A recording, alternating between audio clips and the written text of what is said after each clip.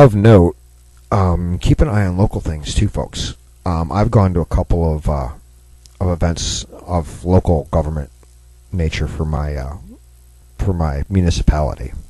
No, I'm not giving you the exact name. You can kind of figure it out by some of the things I say, but nice try. Anyway, I found out this morning that they actually took some of the suggestions that were made at different, kind of engage the citizen type budget meetings that they had. That I was able to attend a couple of them because at the time I did not have a city councilman or city council person. That we were awaiting an election, or actually appointment of a new one. It's a temporary appointment until the actual election phase comes in. But regardless, didn't have one. So I was able to go to any of them and speak up, as long as I didn't try to sign in at all of them, because that would have presented a problem. But one thing I noticed, though, is that the ones I went to, there was one that we participated in and a couple others that I went to just to kind of observe. One thing I noticed, though, is that all of these, the SEIU try to put people at every single little small group table so that they would have a wide voice in everything that was done, and they all kind of suggested some things. Now, their suggestions didn't completely go through, but other things that we turned and kind of weaseled in did. And the fine print's out there, folks. And there's going to be some things going on in my town that some people may not like, because the big broadcast thing is they're not going to raise sales taxes. Again, they just did it last year or the year before. I'm trying to remember exactly when that was, but they just raised it by a whole 1/4%. And that money's supposed to go for one specific thing, and we're not sure it is. But anyway, the property taxes, the property tax rates are also not going up, which is the big thing. That doesn't mean property taxes aren't going up, because housing values are on the upswing where I live. So as the values continue to tick up a little bit, we're recovering still from the 2008 crash. They're kind of recovering and ticking back up. Well, as the property values go up, so does the overall tax amount that people are paying, although the rate is not increasing. So some people may sit back and question, hey, my taxes went up. You said they're not. Well, no, the rates are not going up, which is a good thing. In fact, they could probably drop it a 1/4% or a 1/2% and still have greater revenue this year than they did last year, because the property values have gone up, which is a good thing. Also, there's a lot of hidden things that they're doing, though. For people who like to do entertainment stuff, there's going to be kind of like an excise tax on going and doing entertainment. They tried to do it specifying the SEI. This is what the SEIU wanted, is they wanted it targeted directly at hotels and motels, and that did not happen. But what they did do is they added some fees and kind of like an entertainment tax to other things.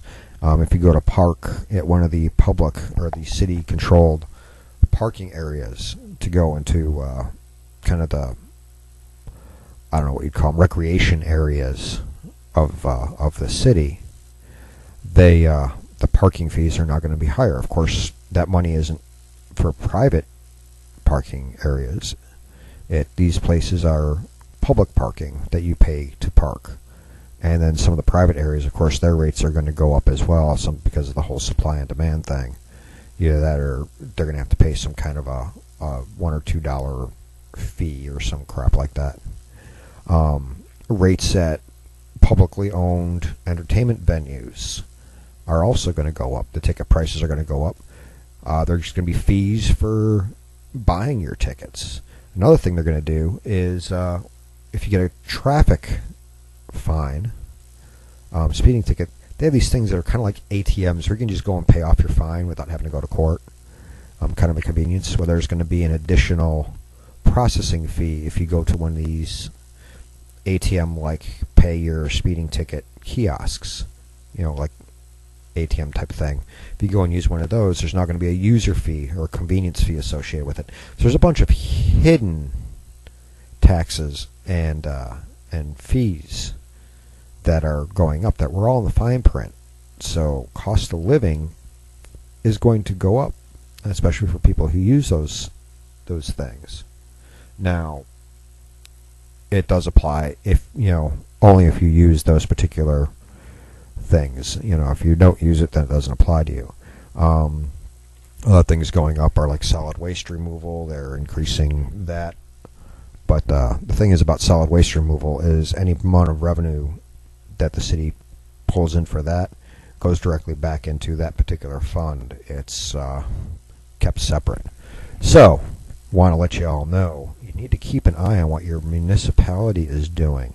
It's not just looking at the feds, folks. It goes all the way down to your local level. If you're going to be involved, you really need to be involved. You cannot complain if you're not paying attention and not letting your voice be heard. I can't really complain about these decisions because some of them I thought they were the necessary evils that were like your better ideas than what the original propositions were, like raising property tax rates or other things, or taxing hotels just because they're hotels. I thought that was ridiculous, and I thought that would if anything, it would end up reducing the tourism trade for the city, which to me would be a bad thing because that's revenue that's coming in from outside the city. It's not taxing the citizens here. So that's why a lot of people are thinking, oh, we'll just raise it. Well, no, that's basically you're raising your prices. And what happens if you raise prices so now your prices are higher than where that supply-demand equilibrium is? Well, then your demand drops and you end up having a bunch of vacant hotel rooms that you can't fill because fewer people are going there, so you end up making less overall revenue, which to me just is a dumb idea. In fact, when the SCIU guy sitting at the table I was with first proposed that to me, I looked at him and I was like, no. Did you not take economics in college? And he looked at me and said, I didn't go to college. I'm like, then let me tell you from the perspective of somebody who got A's in all his economics classes and was majoring in economics until I just realized my heart wasn't in it. Because that is the truth, folks. I did study it. That was my original major. And now I wish I had stuck with it because my heart is in it these days. But anyway, I looked at him and explained it. And everybody sitting at the table just kind of looked at me. And I was like, I was like, did the rest of you take economics in high school or college? And they're like, yeah, we did. And I was like, so you know exactly what I'm saying. Yeah, you just gave me a good reminder. You're right. And I looked at this guy and he's like, well, he might be right, but that doesn't mean we shouldn't do this. I said, yes, it does. It's kind of like raising the minimum wage. You raise the minimum wage, you end up cutting out a whole bunch of jobs because you can't afford to employ the people. So a couple people make more, and a bunch of other people are now making zero. It's stupid. It doesn't make any legitimate business sense, any logical sense whatsoever. It doesn't even apply to basic human nature. What you're trying to do is line the pockets of your union while punishing people who want to work. So you're going to do that? No. You're just like trying to decrease the tourism trade by raising the rates it costs to have a hotel here. It just overall dumb. Go back to school. And he stopped as soon as I brought that up. He didn't even raise that, but it was raised in some of the other small groups, and some of them actually suggested it, and I just raised my hand, and they didn't call on me though. But my wife was like, "Just shut up, just shut up." I was like, "No, these people have other people duped because they don't understand basic economic principles." Anyway, let's look at the macrocosm. Let's look at our federal government here. What they're up to. Let's take a deep look. Let's pull back the curtain. You don't have a right to know everything in a separation of powers government, my friend. That is the difference between a parliamentary government and a separation of powers government. Well, as we pull back the curtain, as we step through the looking glass into the other side of the mirror, see what's really going on, folks. Corruption never ceases to amaze me, especially with this current administration. I mean, it doesn't matter who's in charge, who's in power, which party has the minority or the majority. The corruption is all over there. There's corrupt people in both parties, folks. It's there. One party has a tendency to circle the wagons and try to cover it up a little bit more, whereas the other one tends to out its people and kind of throw them to the wolves to call the herd or call the pack, so to speak. So that's just their approaches seem to be a little bit different, depending on the person, because there are people. Now, GOP is who normally throws their people to the wolves when they realize, hey, there's nothing we can do to protect you here. You're going to the wolves. They don't look for scapegoats. They just toss you straight out. But there are exceptions. There are those who start to look like they might be a little bit corrupt or criminal, but they figure that those they can sweep under the carpet. If they think they can sweep under the carpet, they will. But if it looks like they can't, then they'll throw them to the wolves. So it is on both sides of the aisle, folks. And it's the more establishment Republicans, the rhinos, the Democrats, the jackasses in rhino clothing, as I like to call them. They're the ones who tend to be more protected. You know, of course, you were talking about your John McCains and your Mitch McConnells and your Eric Cantors, but eventually things come out. And we'll talk a little bit about, not exactly Mitch McConnell. Somebody else is going to be talking about Mitch McConnell, but we're going to be talking about who he's facing in his upcoming election in just a few seconds. But before we get on to that, I do want to talk about Hilda Solis, or Solis, I think is how she pronounces it. Who is she? Well, she works on the, either she's directly on the NLRB or she works in the Department of Labor, kind of high up in the White House. But she's a big name as far as labor goes. And well, as it turns out, she's been doing some bad things. She's not supposed to be doing fundraising and campaigning type stuff while she's on official duty during official hours. She's not supposed to be using government facilities to do those kind of activities, like making phone calls from her office trying to do fundraising and stuff, especially for political activities. And, well, allegedly, or apparently, she's been caught. There's been some emails going back and forth between the White House and the Labor Department and the NLRB, talking about doing various things and trying to cover it up and making sure that they don't get caught, but they still have to do it. And certain phone calls being made. And the FBI was investigating Solis for some of the things that she was doing, but she decided to resign from her post and leave the government recently. So there's no way Holder can cover her anymore, because now the recordings of some of her phone calls have made it into private sector hands.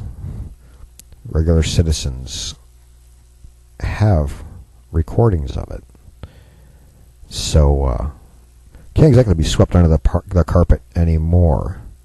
So, oh, what is she saying? Well, here's a voicemail from. Saved message. Main menu. To listen to your message, press 1. To send a message. First saved message. Hi, this is Hilda Solis calling. Just calling you off the record here. Wanted to ask you if you could help us get folks organized to come to a fundraiser that we're doing for Organizing for America's for Obama campaign on Friday at La Fonda at 6 p.m. Ruben Smith, an attorney, and his staff are helping us put this together. There's a lot of folks that we know that are coming, but wanted to ask you if you might help contribute or get other folks to help out. I would encourage you to call this number, Myra Jimenez, his assistant, at 714.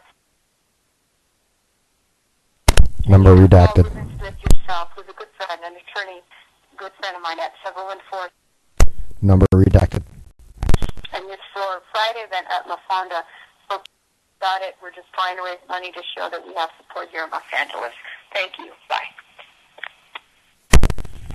And Trying to raise message. money. To delete this message, press 7. To save save in it in Los the Angeles. archives, press 9 to view, resave, end of messages. So Hilda Solis was breaking the law there. And what law was she breaking, by the way? It's called the Hatch Act, which prohibits administrative officials, both elected and appointed, high-level appointed officials, from doing campaign activities during their official duty hours or from their official offices. They can do it on their own time in, the privacy of their own home or from some office that is not their government taxpayer-funded office. So she and Kathleen Sebelius have both violated the Hatch Act. Potentially, at least the evidence looks like they did. So they're subject to investigations and prosecution.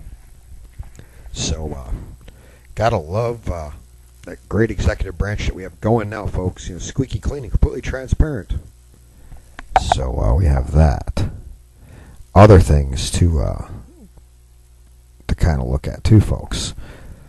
This is something. Remember, I mentioned good old Mitch McConnell. Well, wait. Before I get to that, there's something else I want to talk about, and then we'll talk about Mitch McConnell's deal. A couple other things I want to talk about, actually. We've got. Is ISIS really sitting right across our border trying to sneak in? Or have they already snuck some members in and trying to leak some more in? Well, there's a story over at... real quick before I get into this story. The NLRB story that I just talked about with Solis. You can find that over at BuzzPo, folks. It's a good article and good write-up. Goes a little bit more in depth than I did. But recently, there's been kind of a cover-up push trying to say, pay no attention to the bad guys on the other side of the border. They're not really there, folks. We deny that they're really doing this. Just go about your lives. Kind of message coming from, the big-time officials in Washington, especially Obama's more ardent supporters. Well, if you go over to the New York Times, of all places, Michael Schmidt has a write-up talking specifically about the fact that he has sources that have given him, evidence that members or associates of ISIS or ISIL or ISI or the Islamic State or Al-Qaeda, pick your name of the day, have actually traveled to Mexico and are just waiting for the word to continue the rest of their trek across the border, and that they are planning attacks within our country somewhere in the near future. Don't know if that near future is the next week, next month, or next year, but it's what it says. However, the Department of Homeland Security and the FBI are kind of saying that there's no credible intelligence relating to that. Folks, I still have contacts within the intelligence community. You can sit there and talk about the FBI talking about whatever intel they have, and Homeland Security talk about whatever intel they have. This is outside our borders. They don't really have intelligence assets that look outside our borders. Who does? Well, you have the Civilian Intelligence Agency, the only intelligence activity or organization that is part of the government but not part of the Department of Defense is the CIA. They look at certain things. Not saying my contacts are with them. Not saying that at all. But the majority, to include the NSA and the DIA and all kinds of other alphabet agencies that do intelligence work, they all are part of the Department of Defense. And I still have contacts within that community. And without breaking any security protocols, without giving me any classified information, which I specifically told them, please do not tell me something if it's classified, they strongly alluded to the fact that these threats of these potential groups being